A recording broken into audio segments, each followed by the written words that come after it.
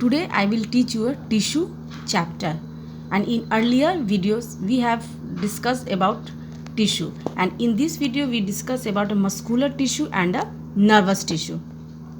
Actually muscular tissue constitute all the muscles of the body of an animal. It means that in total amount of muscles जो हमारे body में पूरा muscles है उसी के बारे में हम लोग को इसमें पढ़ना है. Then what are the functions of the muscular tissue. It supports the bones and other organ of the body. ये सपोर्ट करता है बोन्स को और other organ of the body. Muscles causes movement. Due to muscles we cause a movement. Locomotion of animals we move from here and there due to muscles. It perform mechanical work. It's means mechanical work means we do, जैसे किसी चीज़ को भी हम लोग उठा लेते हैं, ठीक है, कोई काम कर लेते हैं, ये सब मसल्स के कारण होता है. तो मसल्स जो है वो हमारे बॉडी में मूवमेंट का काम करता है. अगर हमारे बॉडी में मसल्स नहीं रहता तो हम लोग के बॉडी में किसी तरह कोई मूवमेंट नहीं रहता है, सिर्फ स्केलेटन ही रहता है और वो ऐसे ही रहता है, उसका कोई वर्क नहीं रह जाता है. तो due to muscles we can movement, we can locomotion. All these are a function of a muscular tissue. Now the types of the muscular tissue. There are three types of muscular tissue: stated, non-stated and cardiac muscles. First we study about stated muscles. Now stated muscles are also called voluntary muscles because they are under the control of one's will. It means that stated muscle जो होता है उसको voluntary muscles भी बोलते हैं और ये हमारे कंट्रोल में रहता है. हम चाहेंगे तब ये मसल्स क्या करेगा, वर्क करेगा. जैसे हमें अगर लिखना है तो ये हमारी पसंद है कि हमको लिखना है, तो फिर ये हमारे पसंद से ये मसल्स काम करेगा. हमको यहाँ से वहाँ जाना है तो ये मसल्स क्या करेगा, ये काम करेगा. Second is it is multi nucleated. It's mean it is multi nucleated, unbranched, constitute about 50% of our body weight. ये हमारे बॉडी का 50% वेट जो ये कवर करता है. Found in arms, legs, neck. This muscles get tired and need rest. ये muscles क्या होता है, टायर्ड हो जाता है. जब हम लोग ज़्यादा कोई काम कर लेते हैं अपने हाथ से या फिर अगर ज़्यादा दूर वॉकिंग डिस्टेंस कर लेते हैं तो हमारे मसल्स क्या होता है, पेन होने लगता है. इसलिए इस मसल्स को क्या होना चाहिए, रेस्ट इसको मिलना चाहिए. फंक्शन क्या है, produce rapid and powerful contraction which help in the movement of a limbs and other body parts. It is helpful in the movement of a limbs. इसी के कारण हम लोग क्या करते हैं, मूवमेंट कर पाते हैं.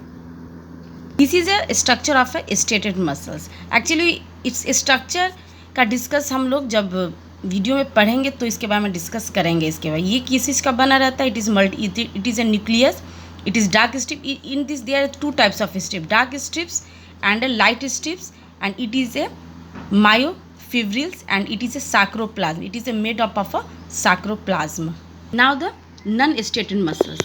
It is also called involuntary muscles because they are not under the direct control of one's will. It is not control of our one's will.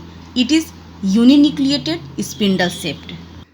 It is found in alimentary canal, blood vessels, iris of eyes and ureter of eyes, etc. Actually it is not our own will. जैसे कि हम लोग कोई अगर food खा लेते हैं तो वो खा लेते हैं, अगर उसको हम चाहेंगे कि वो निगलना मतलब बाहर की तरफ आना तो वो नहीं आएगा, और ये हमारे कंट्रोल में नहीं है.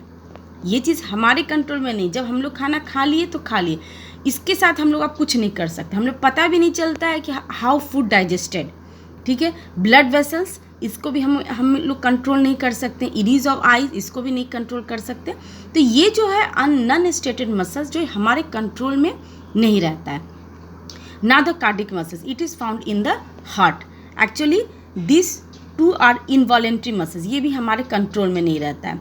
Found only in the heart, यानी कि ये हार्ट जो है पूरा कम्प्लीटली कार्डिक मसल्स का बना रहता है. They never get tired through out the life. ये कभी भी टायर्ड नहीं होता. ये मतलब जब से आपका फॉर्मेशन हुआ, हमारे हार्ट का जब फॉर्मेशन हुआ उस समय से लेकर टिल डेथ तक ये कंटिन्यूअस वर्क करते रहता है. That's why it is a cardiac muscles. Now nervous tissue. It is responsible for the reception of stimuli and transmission of the impulse to a different part of the body. Actually nervous tissue वही responsible है किसी भी चीज़ के लिए. जैसे हमें चोट लग जाता है तो कैसे ब्रेन तक वो चला गया, ब्रेन के बाद फिर हमें फिर वो वापस आके वो उस चीज़ का रिस्पॉन्सिबल होता है या फिर हम लोग को उस चीज़ का एहसास होता है. तो ये क्या करता है, स्टिमुली कोई भी एक्सटर्नल है, इंटरनल स्टिमुली जब होता है तो ये ट्रांसमिशन का काम करता है ना. It constitute the coordination system of the body. ये पूरे बॉडी को कोऑर्डिनेट का ये काम करता है ना. The spinal cord and brain are made up of nervous tissue. This is a structure of a nerve cells. Actually neurons are the structural unit of the nervous tissue. ये क्या conduction of impulse के लिए mainly ये बना हुआ रहता है. All the neurons have a cell body. This is a cell body called cyton. इसको साइटोन भी बोलते हैं. सेवरल डेंड्राइट्स, इसमें देखिए डिफरेंट टाइप्स ऑफ डेंड्राइल्स ये क्या होता है, ये पासेस रहता है. And dendrons further branch to a dendrites and from the distal part of cytone arises a long process called a axons. ये लास्ट पार्ट में देखिए एक्सॉन्स का ये एक निकला रहता है. और ये लास्ट का जो एक्सॉन एंडिंग पॉइंट यही हमारे मसल्स के अंदर पूरी तरह से क्या रहता है, ये इम्बिडेड रहता है. और जैसे ही अगर आपको बाई चांस यहाँ पे अगर चोट लगा, बाई चांस आपको यहाँ पे अगर चोट लगा तो ये जो डेंड्राइट्स है ये क्या करेगा, इसको पास करेगा, ऐसे ऐसे करके पूरी तरह से पास करेगा. इसके ऊपर फिर एक नर्व सेल्स है और उसके थ्रू क्या करेगा, ये हम लोग का ब्रेन तक ये मैसेज हम लोग का चला जाएगा.